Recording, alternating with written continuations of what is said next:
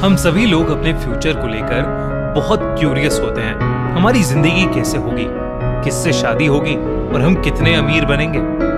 ये सब चीजें हमें बहुत एक्साइट करती हैं और इसलिए हम पंडित, फॉर्च्यून टेलर्स, एस्ट्रोलॉजर्स और टैरो कार्ड रीडर्स के पास जाते हैं। टैरो रीडिंग एक ऐसी आर्ट है जहां एक टैरो रीडर कुछ कार्ड्स के थ्रू आपका फ्यूचर बता सकता है।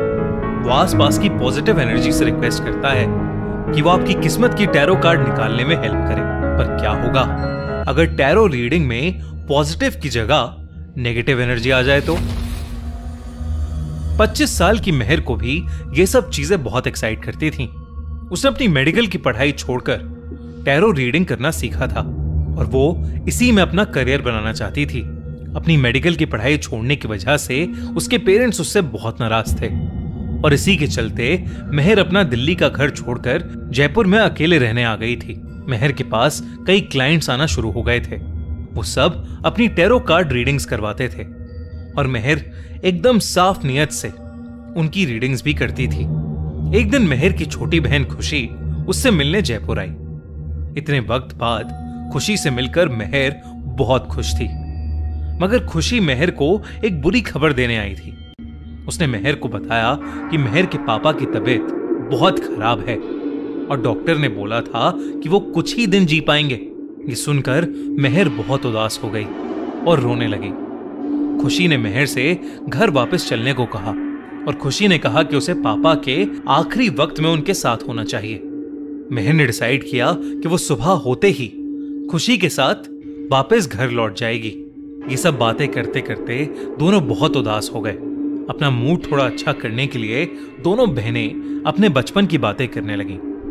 मेहर के पास एक एल्बम भी थी जिसमें उसने बचपन की बहुत सारी फोटोज लगाई हुई थी। वो दोनों वही एल्बम देखने लगे। उस एल्बम के पीछे वाले पेजेस में मेहर ने बहुत सारे टैरो कार्ड्स के डेक की फोटोज भी लगाई हुई थी। ये देखकर खुशी को याद आया कि वो मेहर के लिए एक नया टैरो कार्ड डेक लेकर आई है। उसने मेहर को वो डेक दिया और बहुत क्यूरियस होकर बार बार मेहर से अपनी रीडिंग देखने के लिए जिद करने लगी। वो दोनों घर की बाकी सभी लाइट्स ऑफ करके टेबल पर बैठ गए और मेहर इंस्ट्रक्शन बुक से उस नए टैरो डेक के बारे में पढ़ने लगी। वो टैरो डेक थोड़ा अजीब था। मेहर को उन टैरो कार्ड से एक अलग सी फीलिंग भी आ रही थी, पर खुशी इतने प्यार से उसके लिए वो गिफ्ट लाई थी तो वो अपनी बहन को मना नहीं कर सकती थी। इंस्ट्रक्शंस पढ़ने के बाद मेहर ने डेक शफल किया और अपने आसपास प्रेजेंट सभी पॉजिटिव एनर्जीज को इनवाइट करने लगी। मेहर ने अपनी बहन खुशी के लिए 5 कार्ड्स निकाले। वो कार्ड्स उसकी जिंदगी से जुड़े कुछ इंपॉर्टेंट हिस्सों को रिप्रेजेंट करते थे। वो हिस्से थे love, career, family, personal growth और लाइफ एक्सपेक्टेंसी। मेहर वो रीडिंग शुरू करने ही वाली थी कि उसे अचानक से अपने रूम से कुछ अजीब आवाजें आने लगी।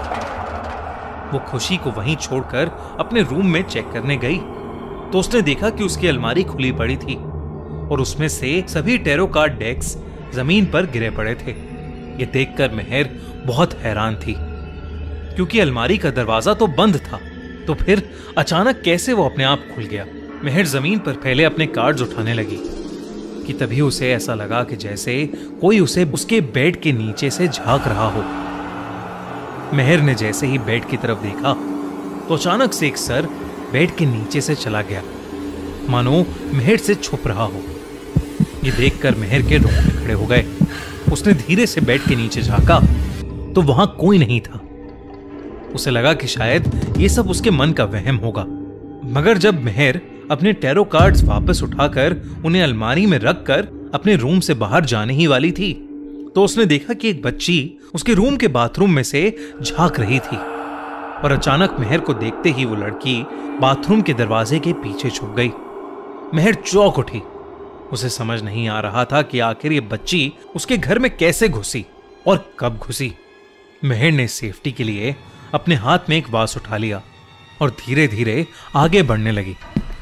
वो बाथरूम में गई और उसने देखा कि एक 7-8 साल की मासूम सी बच्ची उसके बाथरूम के दरवाजे के पीछे सहमी सी बैठी थी।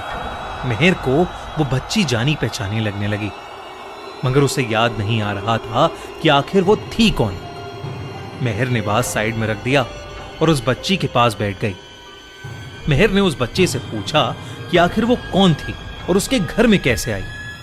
तो उस बच्ची ने बिना कुछ कहे मेहर को गले लगा लिया और धीमी आवाज में सिसकियां भरने लगी।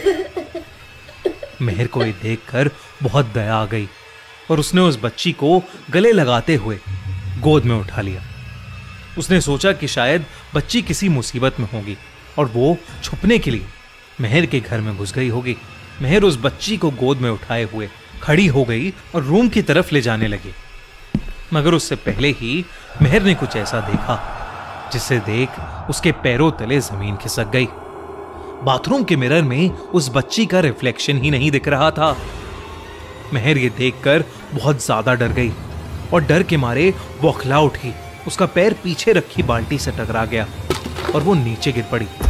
मेहर की गिरने की आवाज सुनकर खुशी भागती हुई मेहर के रूम में आई और जमीन पर पड़ी मेहर को उठाकर बाहर टेबल पर ले आई।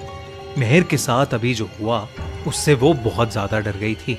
वो छोटी लड़की आसपास कहीं नहीं दिख रही थी। मेहर खुशी को सब कुछ बताने लगी। खुशी ने मेहर को पानी दिया और मेहर से कहा कि शायद ये सब उसका वहम है।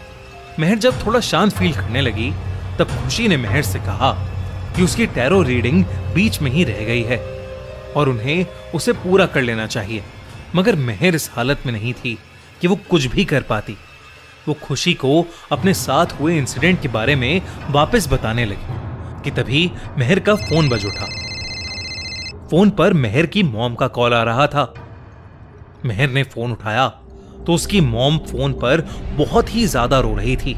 मेहर को लगा कि शायद उसके पापा की तबीयत बहुत ज्यादा बिगड़ गई होगी। मेहर ने उनसे पूछा कि उसके पापा कैसे हैं। तो उसकी मॉम ने कहा कि उसके पापा तो बिल्कुल ठीक हैं, मगर उसकी बहन खुशी का एक्सीडेंट हो गया है। उन्होंने आगे बताया कि दोपहर में खुशी उसी से मिलने जयपुर के लिए निकली थी जब उसकी गाड़ी एक ट्रक से टकराकर खाई में गिर गई। आसपास के लोगों ने बुलडोजर बुलवा के उसकी गाड़ी को खाई से बाहर निकलवाया। तब भी उसकी सांसें चल रही थीं। तो लोकल लोग खुशी को हॉस्पिटल ले गए और वो अभी बहुत क्रिटिकल कंडीशन में है। ये सब सुनकर मेहर को ऐसा लगने लगा कि जैसे वो अभी बेहोश हो जाएगी। उसका सर एकदम से बहुत भारी होने लगा। उसका पूरा शरीर ठंडा पड़ने लगा था और वो डर के मारे कांपने लगी थी। उसके सामने बैठी खुशी उसे देखकर मुस्कुराने लगी। तभी अचानक खुशी का चेहरा बदलने लगा। वो उसी छोटी बच्ची में बदल गई जिसे अभी कुछ देर पहले मेहर ने देखा था। धीरे धीरे वो हंसती हुई छोटी लड़की मेहर के पास आने लगी। उसका चेहरा डरावना होता जा रहा था। ऐसा लग रहा था कि वो मेहर को चोट पहुंचाना चाहती है। अचानक ही उसने मेहर पर अटैक कर दिया और मेहर नीचे गिर पड़ी। वो छोटी सी लड़की मेहर के ऊपर चढ़कर उसका गला घोटने लगी। मेहर ने किसी तरह पास में पड़ा वास लिया और अपनी पूरी ताकत से उस छोटी लड़की के सर पर दे मारा। वो लड़की कहीं हवा में गायब हो गई और मेहर बेहोश हो गई। जब मेहर को होश आया तो उसने देखा कि उसके आसपास कोई नहीं है, ना वो छोटी लड़की और ना ही खुशी। बस वो टैरो कार्ड्स पड़े हैं जो उसने खुशी की टैरो रीडिंग के लिए निकाले थे। उसने कांपते हुए एक एक करके उन कार्ड्स को सीधा किया तो देखा कि वो सभी कार्ड्स ब्लैंक थे। बस आखिरी 5th कार्ड ही प्रिंटेड था। उस कार्ड को मेहर ने सीधा किया तो उस पर लिखा था डेथ। और तभी मेहर की मॉम का फोन फिर से बजा और उन्होंने मेहर को बताया कि खुशी की हॉस्पिटल में ही डेथ हो गई है। मेहर को कुछ समझ नहीं आया कि अचानक उसके साथ ये सब क्या हो गया। मेहर ने जब मालूम किया तो उसे पता चला कि जयपुर के जिस घर में वो रहती थी उसमें एक छोटी लड़की की मौत हो गई थी और उस छोटी लड़की की आत्मा अक्सर वहां भटकती है। इस इंसिडेंट के बाद मेहर कई दिनों तक शॉक में थी।